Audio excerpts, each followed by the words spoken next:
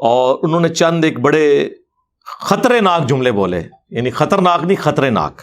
مسلم شریف کی روایت میں آیا اور ترمذی میں اور حضرت فضالہ رضی اللہ عنہ کی روایت میں، یہ بھیا ہمیں نہ لکھ کے بھیجا کرے، ٹھیک ہے نا، اس سے سوائے اس کے کچھ نہیں ہوتا کہ ہم اسے پڑھ کے فوری طور پہ ریموو۔ یہ حدیثیں ہم نے پڑھی بھی ہیں، پڑھائی بھی، ہم کئی بار عرض کر چکے ہیں کہ ہمارا کوئی تعلق اہل حدیث سے نہیں ہے، پکے ٹھیٹ حنفی، پکے ٹھیٹ حنفی، پکے ٹھیٹ حنفی۔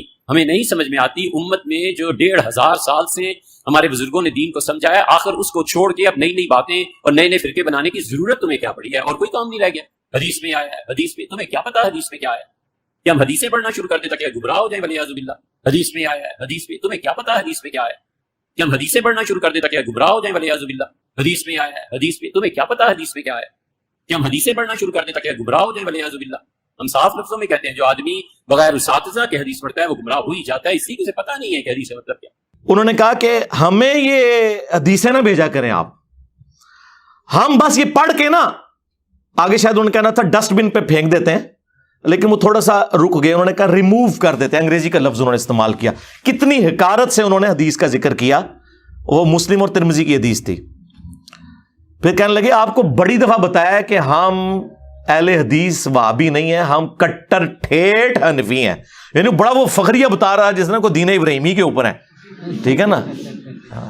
کٹر تو آڑے پاج گئے نے، انجینئر صاحب نے پان دیتے نے اللہ دے فضل نال، جنہوں نے پجے نہیں وہ کھنڈے ہو گئے نے اللہ دے فضل نال۔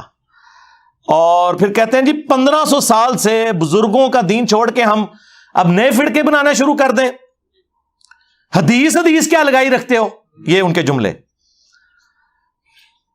ہم حدیثیں پڑھیں اور گمراہ ہو جائیں۔ ہاں یہ کہہ رہے ہیں وہ۔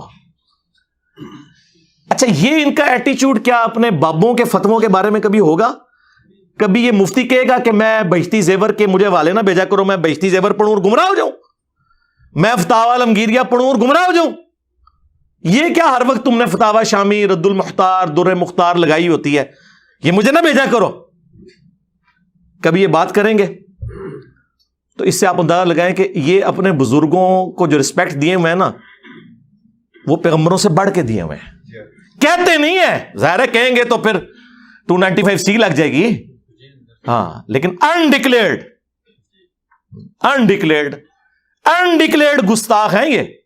آپ کو تو سناتے ہیں نا آیت لا ترفعوا اصواتکم فوق صوت النبی، ہاں، اور اس کو کسی اور انداز میں بیان کرتے رہتے ہیں۔ یہ ذرا اس کا شان نزول پڑھیں آپ، صحیح بخاری کے اندر حضرت ابوبکر عمر رضی اللہ تعالی عنہما رسول اللہ کی مجلس میں بیٹھے ہوئے تھے،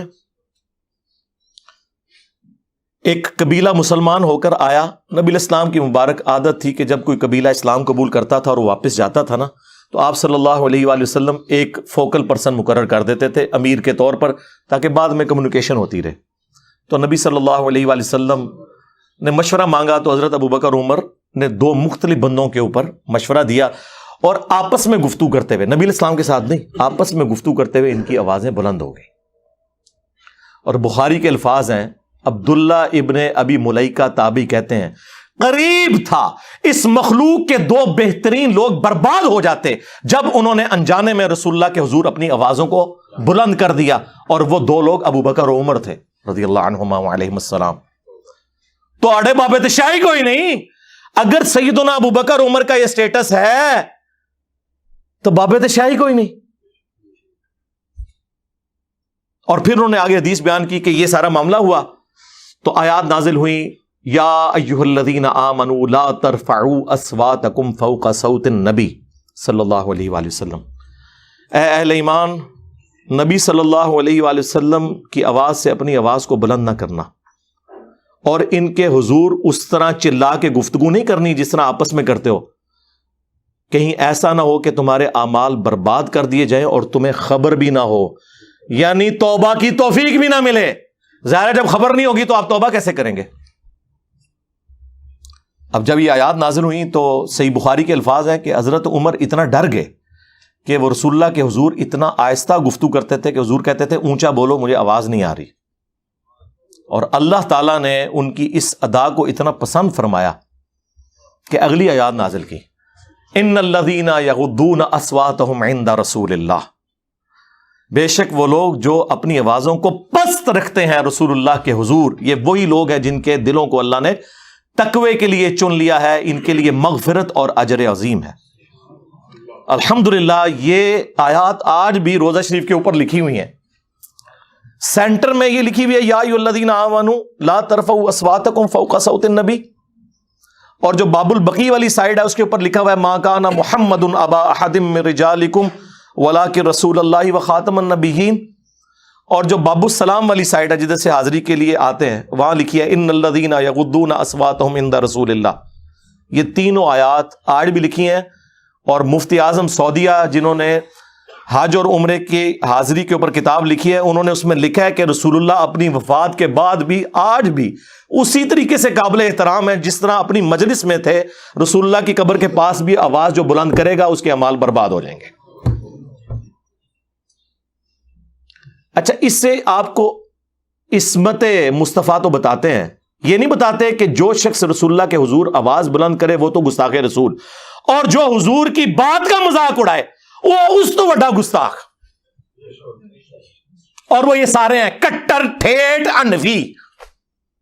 تسی لوگ ہو حدیث تیرے سامنے حضرت عمر بیٹھے ہو تو میں دیکھتا ہوں کہ وہ پھر کہ یا رسول اللہ اجازت دیں، تم لوگ ہو گستاخ رسول، حدیثوں کا مذاق اڑانے والے۔ یہ رسول اللہ کی اس سے بڑے لیول کی توہین ہے کہ کوئی حضور کی موجودگی میں آواز بلند کرے، اس سے بڑی توہین یہ ہے کہ کوئی حضور کی بات کا مذاق اڑائے۔ وہ تو صحابہ کا نہیں اللہ نے برداشت کیا، حالانکہ انہوں نے مذاق نہیں اڑایا۔ لا تقولوا راعنا، وہ یہودی بگاڑتے تھے، راعینا ہمارا چرواہا، اللہ نے کہا یہ چھوڑ دو، لفظ ہی چھوڑ دو، تم کہو انظرنا، یا رسول اللہ ہمارا انتظار فرمائے، نظر کرم فرمائے، ہماری رعایت کر دیں۔ یعنی صحابہ کرام نے کبھی گستاخی کی نیت سے نہیں کیا، چونکہ کافر مذاق اڑاتے تھے، اللہ نے صحابہ سے بھی کہا۔ اب مجھے بتائیں کہ وہ اللہ ایسے لوگوں کے ساتھ کیا کرے گا جو نبی علیہ السلام کے فرامین کا یوں مذاق اڑاتے ہیں؟ حدیث پڑھ کے گمراہ ہو جائیں گے۔ اوے تم لوگوں نے عزتیں ویل کی ہیں اللہ اور اس کے رسول کے نام کے اوپر، چندے اکٹھے کیے ہیں، جدادیں بنائی ہیں، کوئی محنت سے نہیں کمایا تم لوگوں نے، اللہ رسول کے نام کا کھا رہے ہو، اور بات یہ کرتے ہو کہ حدیثیں ہمیں سناؤ ہم گمراہ ہو جائیں گے۔ عزتیں ویل کی اللہ اور اس کے رسول کے نام کے اوپر، سواریاں سوار کی مکے اور مدینے کی آوازیں لگا کر اور پھینک دی جا کے دیوبند میں اور بریلی میں۔ غدار ہو تم رسول اللہ کے صلی اللہ علیہ وآلہ وسلم، پکے غدار ہو۔ اسی لیے دیکھو پھر اللہ نے تمہارے اوپر چیز کیا چھوڑی ہے، ہاں نبی کے جیسا ہے ہی کوئی نہیں، باپ بیٹے شے ہی کوئی نہیں۔ حدیثیں نہ سناؤ میں، تنو سی فتاوا شامی سنائیے، در مختار کے حاشیہ رد المختار، جس میں لکھا ہے کہ اگر آپ کو یقین ہو کہ اپنے خون اور پیشاب سے سورہ فاتحہ ماتھے پر یا تعویذ لکھنے سے شفا ہو تو آپ کر سکتے ہیں۔ اے تیرے بابے نہیں کٹر ٹھیٹ انفی،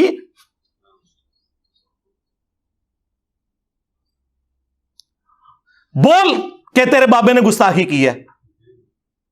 کچھ زیادہ پرانا نہیں ہے، 1252 ہجری میں یہ مرا ہے ابن عابدین شامی، کسی کی جرت نہیں کہ اختلاف کر جائے۔ ایک ہمارے وہ استاد غلام سعود سعیدی صاحب رحمہ اللہ تعالی، مفتی صاحب بیٹھے میں تائید کریں گے، انہوں نے شرح صحیح مسلم پڑھی ہے، ان کے پاس پڑھتے بھی رہے، انہوں نے جرت کی ہے کہ انہوں نے اس عبارت کے اوپر گرفت کی، اور لیکن وہ بھی بڑے ڈرتے ہوئے، انہوں نے کہا یقیناً ان بزرگوں کے دلوں میں قرآن کا احترام ہم سے زیادہ تھا۔ یہ انہوں نے نا پہلے شوگر کوٹڈ کی اپنی عبارت، کیونکہ وہ آگے کلاس لینے لگے تھے، لیکن بال کی کھال اتارنے کی عادت نے ہمارے بزرگوں کو یہاں تک پہنچایا کہ انہوں نے یہ جملے لکھے۔ ایک مسلمان مر جانا تو گوارا کرے گا، لیکن کبھی یہ گوارا نہیں کرے گا کہ اپنے پیشاب یا خون سے سورہ فاتحہ کا تعویذ لکھے۔ یہ صرف غلام سعود سعیدی صاحب نے جرت کی لکھنے کی، نہ ان سے پہلے نہ ان سے بعد کبھی کوئی بہانہ کریں گے۔ ہاں یہ ان کو لکھ کے بھیجے نا، ہاں اس کو پڑھ کے کوئی گمراہ نہیں ہوتا، حدیث کو پڑھ کے گمراہ ہوتے ہیں، اس لیے کہ حدیث ان کے خلاف، قرآن ان کے خلاف، کیونکہ یہ تو ہوئے کٹر ٹھیٹ حنفی، عزتیں ویل کر رہے ہیں اللہ اور اس کے رسول کے نام کے اوپر، چندے کھا رہے ہیں اللہ اور اس کے رسول کے نام کے اوپر عز و جل و صلی اللہ علیہ وآلہ وسلم، اور توہین انہی کی کر رہے ہیں. تو پھر ہماری یہ ذمہ داری بنتی ہے کہ ہم ان کے جو یہ میکم نما چہرے ہیں نا، عجیب و غریب قسم کی گونے پہن کے اور بڑا اپنا روب ڈالتے ہیں، گرم تولیے ان کے منہ کے اوپر پھیریں تاکہ ان کے اصلی چہرے آپ لوگوں کو پتا چلیں کہ یہ دشمن ہے اللہ اور اس کے رسول کے عز و جل و صلی اللہ علیہ وآلہ وسلم. ہم نہیں کہتے کہ بدنیتی کی وجہ سے ہوں گے، انجانے میں ہے. ظاہر ہے وہ تو انہوں نے خود ہی بول کے کہا کہ ہم 1500 سال سے اپنے بزرگوں، اور کیڑا 1500 سال تو تھوڑے بزرگوں کا دین ہے؟ نہ آپ کے عقیدے قرآن سے ثابت، نہ آپ کے بخاری مسلم سے ثابت. کیڑا 1500 سال؟ 1100 سال کیا کرو اور نال حدیث سنایا کرو بخاری مسلم کی کہ سب سے بہتر زمانہ میرا، پھر صحابہ کا، پھر تابعین کا، پھر تبع تابعین کا. یہ میں یعنی وہ اس کو ایک بالمفہوم بیان کر رہا ہوں. اس کے بعد جھوٹے لوگ پیدا ہوں گے، امانت میں خیانت کریں گے اور موٹاپے کو پسند کریں گے. اور تسی تو بعد والے ہو جی، پرانے بزرگوں کو نہیں مانتے. پرانوں کے تو آپ منکر ہو، تم لوگ درمیانوں کو مانتے ہو. پرانے ویسے تھے جیسا کہ ہم ہیں. کون سے عقیدے تمہارے قرآن و سنت سے ثابت ہے؟ میں کٹر ٹھیٹ حنفی. کیڑا حنفی؟ کٹر حنفی دیوبندی 1866 میں دیوبند مدرسہ بنا ہے. 1500 سال نہیں سرکار، 150 سال پہلے تسی آئے ہو دنیا چ. اس سے پہلے دنیا کا کوئی مسلمان اپنے آپ کو دیوبندی نہیں کہتا تھا. اور 1904 کے اندر اعلی حضرت نے بنایا منزل اسلام بریلی کا مدرسہ. اس سے پہلے دنیا کا کوئی مسلمان اپنے آپ کو بریلی نہیں کہتا تھا. ٹھیک ہے، وہ انفی شافی والا معاملات چل رہے تھے، وہ بھی اتنا پرانا نہیں، وہ بھی 4 صدی ہجری میں حجت اللہ البالغہ میں شاہ ولی اللہ دلوی نے لکھا کہ شروع ہے. کیڑا 1500 سال دا دین؟ 1100 سال دا. کہانی کرانی بند کرو. اور پھر آپ ہیں کٹر ٹھیٹ حنفی. کیڑے حنفی ہو؟ المحند والے یا اسام الارمین والے؟ آئے داڑ تھلے ہوں تو